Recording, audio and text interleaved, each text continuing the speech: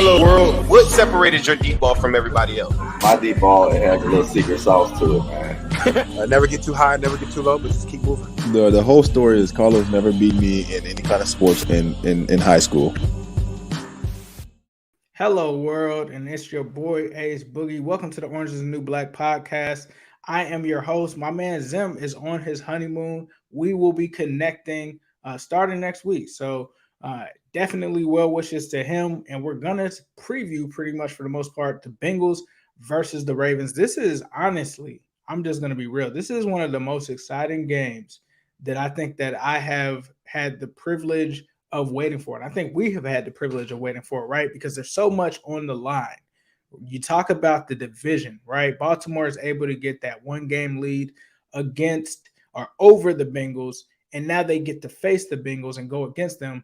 And the AFC divisional record is on the line. And then the conference as well. The Bengals have the opportunity to come into this game and leave it with not only a divisional win, not only an AFC conference win, but also the ability to come in first place. That's almost like, it kind of seems like they could initially or essentially build a 1.5 to like a 2-game kind of lead over the Ravens with a win in this game. But it's not going to be easy for them to do it, right? Because they have to go to Baltimore, of all places, to be able to do this. And that's what's going to make this matchup so tough. But kicking things off, I think it starts with the quarterback positions, right? You have Joe Burrow, who's clearly having a very solid season so far, thus far. By some metrics, if you look at it, he's having the best season for quarterbacks thus far as we look into week 7 in the AFC North in this division. When you compare his stats to a Lamar Jackson, when you compare them to a Baker Mayfield or a Ben Roethlisberger, he's up there. He's honestly, I would probably say if you take all of those metrics, he's probably number one. You look at QBR, I think he's number 2. You look at the passing touchdowns, you look at the completion percentage. He's really putting it together with less passing attempts. But then you also look at Lamar Jackson and you see what he's doing over there, kind of moving away from just being a mobile quarterback and really refining his game as a passer. And I think that that's what we've seen from the Ravens thus far. And it's very interesting because the Ravens have historically been a run-first team, run-heavy, one-dimensional. People have made jokes on the AFC North talk that they have a Madden 2004 offense, right? But that has not been the case this season. They're using Hollywood Brown. They're using Mark Andrews. They're using some of those weapons. They just got Rashad Bateman back, right? James Prochet, Devin Duvernay. These are names that people are familiar with. Sammy Watkins, who won't be in this game. And so they come into this game with a different looking Ravens offense and a different type of Lamar Jackson. Yes, he can still run. He can still do those things, but it's more of him depending on his arm now.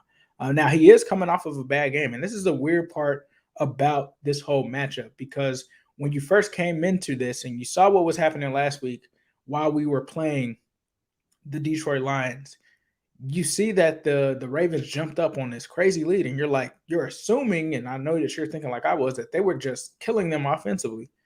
Lamar Jackson had a horrible performance, and that Ravens offense had a horrible performance, and they still murdered the LA Chargers 34-6. I'm still scratching my head over how that happened, especially with Lamar Jackson having 2 interceptions. You know, he was sacked 3 times. The Ravens offense really, outside of that, out of some plays here and there, really did not play well in that game. And so that is what is strange about this Ravens team. They've had games like the Lions game where they just kind of have head scratchers and then they end up pulling it out. You look at some of the other games that they've had this season, the Colts game, they get down, they come back and win that one somehow. And they've had all of these injuries and they've battled through them. But I don't think that they've faced a team like the Bengals, and I don't think the Bengals have faced a team like the Ravens. And it really also is going to come down to the running aspect of this game. And obviously the Bengals have struggled with the RPO and the read option, and we've seen that, right? We remember how things have been since Lamar Jackson has gotten here. But I think that that's what the big factor in this game was. And one of the things that scared me earlier in the season is that Jacksonville was able to use that with Trevor Lawrence against us fairly well. Justin Fields was another one. And so I think that that is big in this game. But I do have confidence in Lou Anarumo changing some things up to make sure that he can compensate for Lamar Jackson and that RPO offense if they do choose to run that, which they normally do. But I think that they have some plans for that. And a lot of people forget when the Bengals played the Ravens in that first game last season, Lamar Jackson did not have a good game. He threw an interception to Logan Wilson. The Bengals just weren't able to answer back against that Ravens defense that just blitzed them.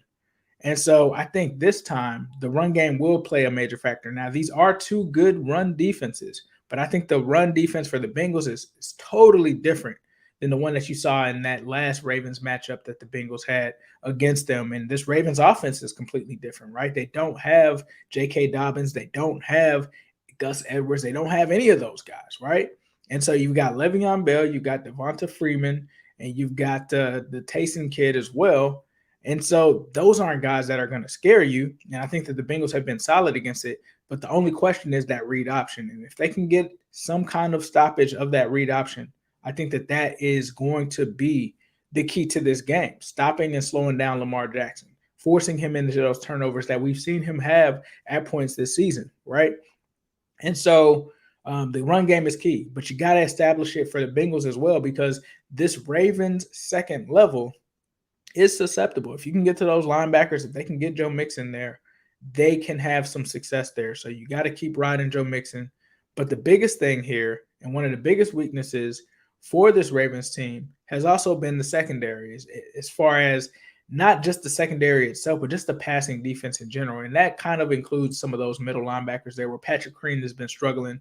And they have brought in our old man that played for the Bengals last year at the linebacker position to kind of solidify that and put Queen on the bench.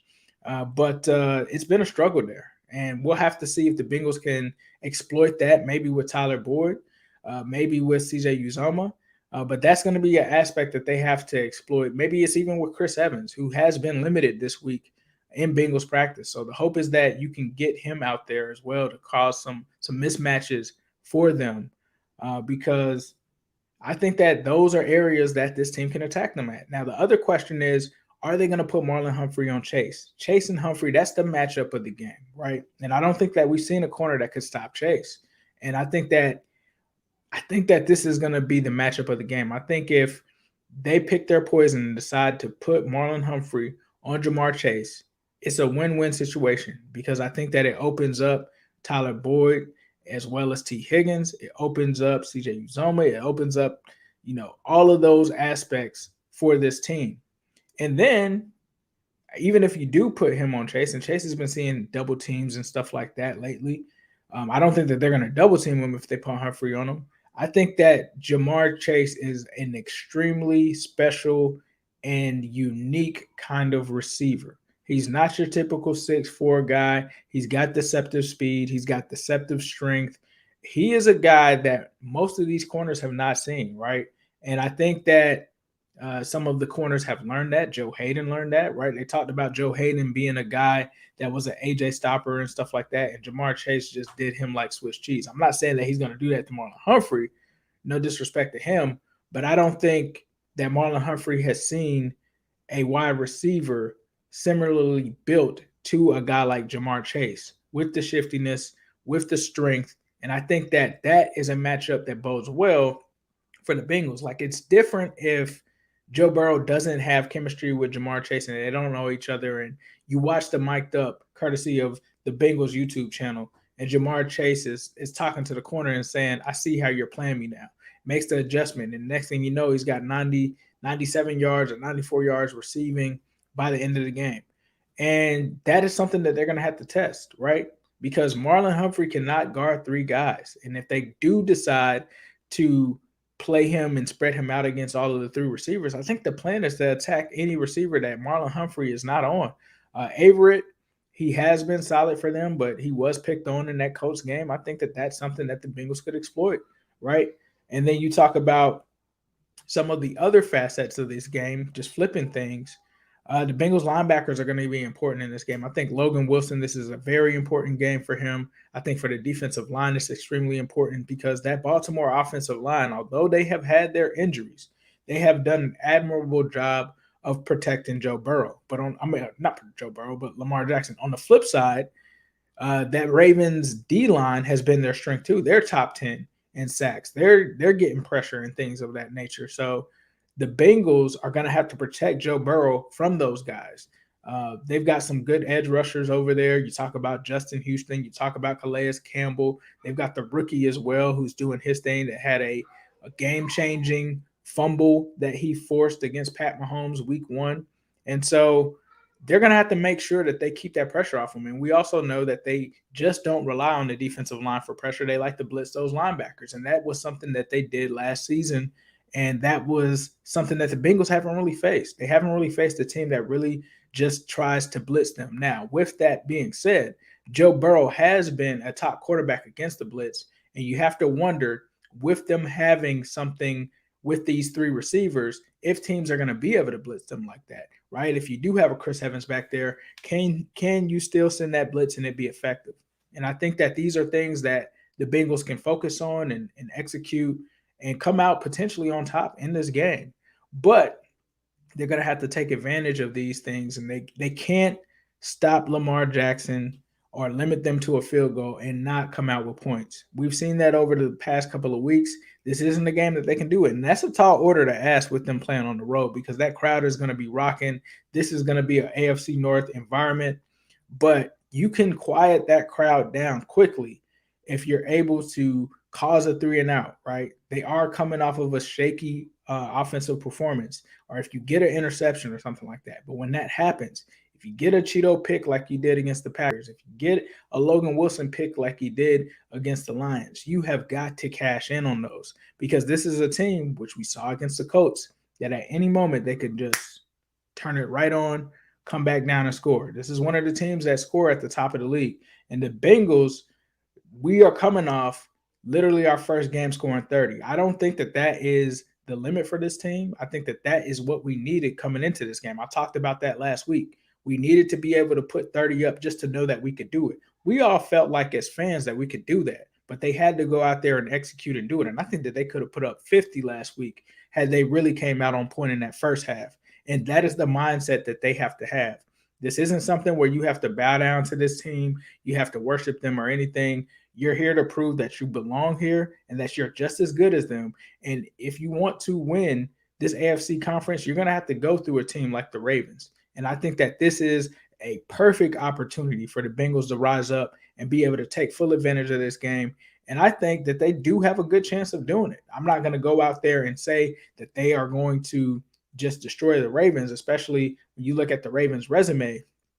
But I think that they do have a great chance of this, especially a lot of people are talking about Joe Burrow and the throat contusion and all of that. I don't think that that really plays a factor here, because on the road, they're going to use the silent count anyway. And here's the other thing. When you're looking at the injury report, there's certain players that are getting healthy at the right time. Now, you did have Trey Hendrickson that's limited with his shoulder. I expect him to play. That would be a huge loss, but I think that Hendrickson is going to be huge in this game. Chris Evans, that's another big one. He's limited, but we'll have to see Friday if he's upgraded to full. You got Ricardo Allen on there. He practiced in full. Jackson Carman, that's a big one. He ended up practicing in full as we record this on a Thursday evening. Trey Hopkins is back limited as we record this Thursday evening. He did not practice previously on Wednesday.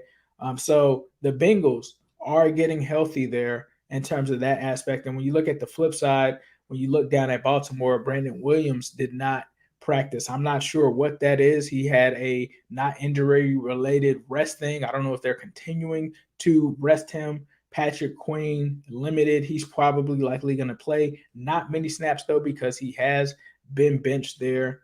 And then you also have Sammy Watkins that's probably expected to be out of this game, but they do have a wide receiver in Bateman, who some Bengals fans actually wanted the Bengals to take in the second round. And Bateman, I think, is honestly a well-rounded receiver and somebody that the Bengals need to be worried about as well. Latavius Murray did not practice. That's huge, because Latavius Murray is probably the best running back that they have there. Justin Houston did not practice and then was just blank from the injury report today on Thursday. So I'm not sure where they're at with that. Bradley Bozeman, the offensive lineman, was limited.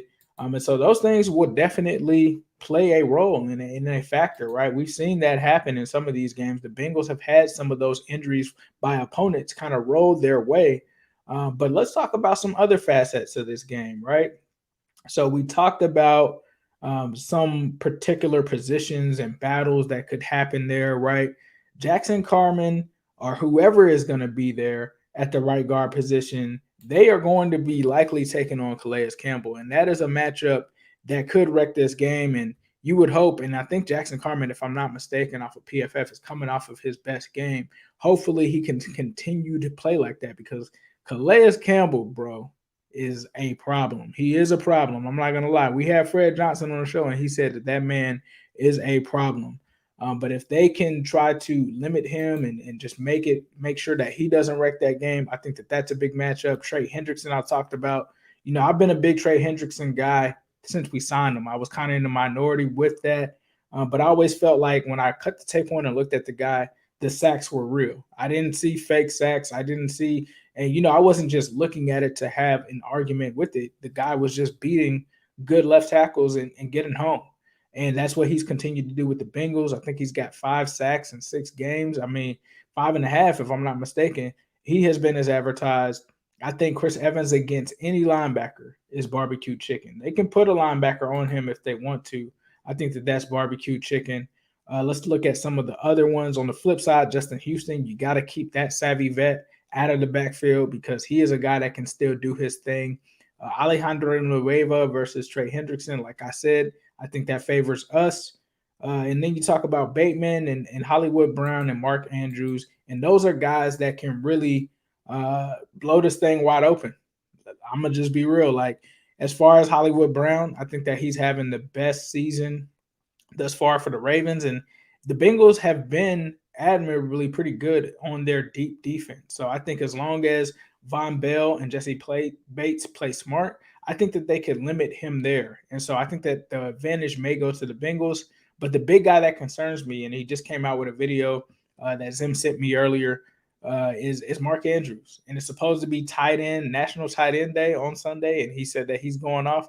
That is a guy that they've got to limit, whether it's going to be Logan Wilson, whether it's going to be a combination of Logan Wilson, Von Bell, Jesse Bates. It's likely going to be that Akeem Davis-Gaither.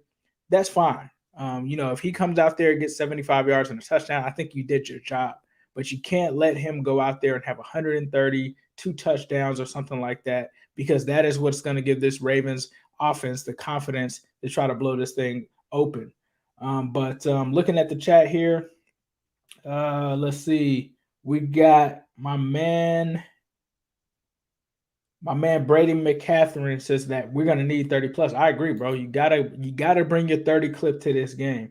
The 30 clip has to be brought in this game. You might need a 40 clip. I don't know, but the 30 clip for sure at minimum has to be there. Mark Andrews is definitely the thing that scares me with this team. But if they can somehow limit him, and I have full confidence in Logan Wilson. Logan Wilson, again, I said it last week on another show, or maybe it was on here. I thought that Logan Wilson was going to be the X factor, right? I think he's going to be the X factor in this one as well, because I think that he will be the one tasked with kind of guarding the middle of the field, possibly Mark Andrews. And I think he's also going to be in on plays where he has to guard Lamar Jackson and watch him. And he could be the guy that picks him off, right? He's been very good at that this season, and he's bringing a different dimension there. And then I think Cheeto as well. I would love to see where they use Cheeto and how they use Cheeto in this game. The other question is, with Eli Apple out there likely starting, is that going to be something that the Ravens use to their advantage? And I think Eli Apple is coming off of a solid game against Detroit, and honestly has had some pretty solid games since he's played. But with Trey Waynes out, I'm not sure what the idea with Trey Flowers is. The Bengals also ended up getting Hakeem Adeniji, who returned to practice. I'm not sure if he's going to be suiting up for this game. We've also heard Khalid Kareem will not be suiting up for this game. So the Bengals are getting pretty healthy at the right time. And then you also have Ricardo Allen, who comes in and spells them. So it'll be interesting to see how they deploy some of these guys and use them. But I think Logan Wilson is a key in this game. Jamar Chase, key in this game. T. Higgins, key in this game. Tyler Boyd, key in this game. Joe Mixon, key in this game. I think that this has got to be the one where they put it all together for all of the marbles with everything on the line and go up into Baltimore and get a win. If they get a dub, bro, first round bye might be a possibility, but we can't start talking about first round bye until they get that dub. If they get the dub, man, watch out. This team is going to be crazy this season if they go up to Baltimore and get this dub. So we're going to see how things go. Like I said, I'm excited to get this, bro. I've got a special jersey on the way. It's actually in the mail right now in transit.